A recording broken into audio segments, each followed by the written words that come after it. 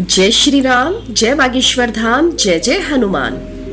दोस्तों, क्या आपके दीपक की बाती पूरी जल जाती है या फिर वह अधजली ही रह जाती है? और कहीं आपके दीपक की बाती पर फूल तो नहीं बनता है? और तो और दीपक की बाती पर फूल बन जाने का क्या मतलब होता है? तो क्या आप जानते हैं कि दीपक की बाती का पूरा जल जाना और बच जाना क्या संकेत देता है? कहीं आपके जीवन की सभी परेशानियों की जड़ आपके द्वारा जलाया हुआ दीपक तो नहीं है? कहीं आप पहले से जले हुए दीपक में तो बाती नहीं जलाते? और क्या आपकी पूजा का दीपक नया है या फिर पुराना? आखिर कितने सालों से वही दीपक इस्तेमाल कर रहे हैं आप?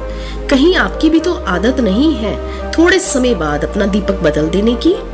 तो दोस्तों, आपको जानकर बहुत ही हैरानी होगी कि अपने पूजा घर में दीपक जलाते समय यदि आपने ये गलतियां कर दी तो आपको इसके दुष्परिणाम भुगतने ही पड़ेंगे। और दीपक की बाती का पूरा जल जाना या फिर बच जाना भी अलग अलग संकेत देता है, जो कि हम सब के लिए जानना बहुत ही जरूरी है। तो यही सब जानने के लिए आप हमारे साथ आखिर तक बने रहिएगा। तो दोस्तों, बहुत बहुत स्वागत है आप सभी का। आगे बढ़ने से पहले वीडियो को एक लाइक जरूर कर दीजिए, जिससे कि बागेश्वर धाम सरकार की कृपा सदा आप पर और आपके परिवार पर बनी रहे। और यदि संभव हो तो इस वीडियो को ज्यादा से ज्यादा अपने दोस्तों और रिश्तेदारों के साथ शेयर कर लें, ताकि उन्हें भी बागेश्वर धाम सरकार की कृपा प्राप्त हो सके। तो दोस्तों, जब हम पूजा करते हैं तब कभी कभी अचानक से हमारा दीपक बुझ जाता है। और कई बार ऐसा होता है कि पूजा करने के बाद हम भगवान के सामने दीपक को जला हुआ ही छोड़ देते हैं और कुछ समय बाद वह दीपक खुद ब खुद बुझ जाता है और उसमें अधजली बाती और थोड़ा सा तेल बचा रह जाता है। और कभी कभी तो हमारा दीपक पूरा जल जाता है और उसमें फूल भी बन जाता है। इन सभी घटनाओं के अलग अलग सकारात्मक और नकारात्मक प्रभाव होते हैं। यदि दीपक में फूल बन रहा है तो इसका सीधा सा परिणाम है कि भगवान ने हमारी पूजा को स्वीकार कर लिया है और वह हमसे प्रसन्न है, और इसका संकेत वह बाती में बनी फूल के माध्यम से देते हैं। यदि आपके घर में एक दिव्य शक्तियाँ मौजूद है और आपके साथ साथ वह भी ईश्वर की साधना में अपना ध्यान लगाती हैं, तो ऐसे में आपके दीपक की बाती में एक से अधिक फूल बनते हैं और कभी कभी तो साक्षात किसी देवी देवता का स्वरूप भी दीपक में दिखाई देने लगता है। तो यदि आपके दीपक में फूल बन रहा है तो वास्तव में आप बहुत ही भाग्यशाली हैं। इसी के साथ ही साथ दीपक जलने के भी कुछ खास नियम आपको जरूर जानने चाहिए। दोस्तों, यदि आप पहले से जले हुए दीपक में अपनी बाती रखकर दीपक जलाते हैं तो ऐसा करने पर दुर्भाग्य कभी भी आपका पीछा नहीं छोड़ता है। यदि दीपक में पहले से जली हुई बाती की राख, घी या तेल या फिर कलौंज है और आपने फिर से अपनी नई बाती उसी दीपक में रखकर जला दी, तो ऐसा करने से भगवान आपसे प्रसन्न होने के बजाय नाराज हो जाते हैं और आपको इसके दुष्प्रभाव देखने को मिलते हैं। आपके बनते हुए सारे काम बिगड़ने लगते हैं।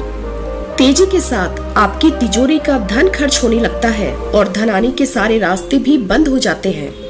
तो आप इस बात का ध्यान रखिएगा कि जब भी आप दीपक जलाएं, आप हमेशा साफ सुथरे दीपक का इस्तेमाल करें।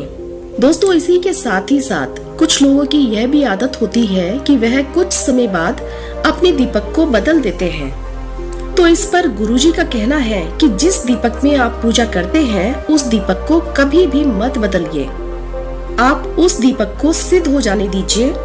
जब कोई दीपक रोजाना भगवान के सामने जलता है तो धीरे धीरे समय के साथ ही साथ वह सिद्ध हो जाता है।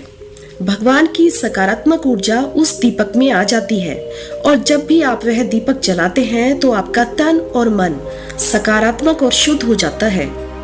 तो आप हर रोज उस दीपक को साफ कीजिए और फिर उसमें बाती रखकर जलाएं। आप जितनी बार भी बाती जलाएं, उतनी बार उस दीपक को साफ करके बार बार उसी दीपक में बाती जलाएं। लेकिन यदि आप गलती से भी उस दीपक को बदलते हैं तो ऐसा करने पर आपकी तरक्की में रुकावट आ सकती है। तो ऐसे में गुरुजी का कहना है कि आप अपने दीपक को कभी भी मत बदलिए। लगातार 10 साल 20 साल उसी दीपक का इस्तेमाल करते रहिए, यानी उसी में दीपक जलाते रहिए। इससे आपका दीपक सिद्ध हो जाएगा और आप इसका चमत्कार अपने घर में भी देख सकते हैं। यदि आपके घर में कोई भी रोगी हो, कोई बीमार हो या फिर किसी का बुखार नहीं जा रहा हो, तो आप इस दीपक को थोड़ी देर के लिए किसी पानी के बर्तन में डालिए। अब उस रोगी को ये पानी पिला दीजिए। 10 से 15 मिनट में ही उसका बुखार उतर जाएगा। वहीं यदि आपके घर में किसी की नजर लगी हो, या फिर आपके व्यापार में किसी की नजर लगी हो, या फिर आपका काम धंधा अच्छे से नहीं चल रहा हो, तो ऐसी स्थिति में आप तांबे के बर्तन में पानी भरकर उस दीपक को उसमें डाल दीजिए और रात भर के लिए दीपक को उसी बर्तन में छोड़ दीजिए और सुबह उठकर उस पानी का छिड़काव अपने घर में, अपनी दुकान में करिए। ऐसा करने पर आपको साफ साफ परिणाम दिखाई देंगे, क्योंकि जब हम लगातार किसी वस्तु का इस्तेमाल अपनी पूजा में करते हैं तो वह वस्तु सिद्ध हो जाती है। भगवान की जो ऊर्जा होती है वह उस वस्तु में समा जाती है। तो इसलिए कभी भी अपने मंदिर का दीपक बदलने की गलती ना करें। दोस्तों, यदि कभी आपके मंदिर का दीपक टूट जाता है या खराब हो जाता है या फिर खंडित हो जाता है, आप ऐसी स्थिति में ही उस दीपक को बदल सकते हैं। लेकिन उस टूटे हुए दीपक को आप फिर भी न फेंकें और उस टूटे हुए दीपक को अपने घर में संभाल कर रखें, क्योंकि यह भगवान के सकारात्मक ऊर्जा का भंडार होता है। वहीं अब आपको ये भी बता देते हैं कि यदि आपकी बाती पूरी नहीं जलती और आपके दिए में घी भी बच जाता है तो इसका क्या परिणाम होता है। तो इसके लिए आप सबसे पहले यह देखिए कि आप किसी भी पेड़ पौधे की यदि पूजा कर रहे हैं और उस पूजा में जलाया हुआ दीपक पूरा नहीं जलता है या फिर उसमें घी बच जाता है, तो ऐसा होने पर आपके घर में बीमारियां अपना घर बना लेंगी और ये बीमारी कभी भी आपका पीछा नहीं छोड़ेंगी। तो इसलिए कभी भी जब आप पेड़ पौधे की पूजा करें या फिर मंदिर के आसपास भी यदि आप किसी पेड़ की पूजा करते हैं, तो आप इस बात का ध्यान रखिएगा कि उसकी बाती पूरी जले और उस दिए में घी ना बचे, क्योंकि यह आपकी सेहत से जुड़ा हुआ है। यदि दीपक पूरा जल जाएगा तो आपकी सेहत पर इसके सकारात्मक परिणाम देखने को मिलेंगे। वहीं यदि आपके घर के मंदिर में दीपक की बाती पूरी नहीं जलती है या फिर पूजा करते समय दीपक बार बार बुझ जाता है, तो इसका मतलब आपके घर में जरूर नकारात्मक ऊर्जा का वास है और यह आपकी पूजा में विघ्न डालने का काम करते हैं। दोस्तों, यदि हमारे घर में कोई बुरी शक्ति होती है या फिर बुरी ऊर्जा होती है जो कि यह नहीं चाहती कि आपके घर में भगवान का नाम लिया जाए या फिर भगवान की कृपा हो, तो इसलिए ये बुरी शक्तियां आपकी पूजा सफल नहीं होने देती।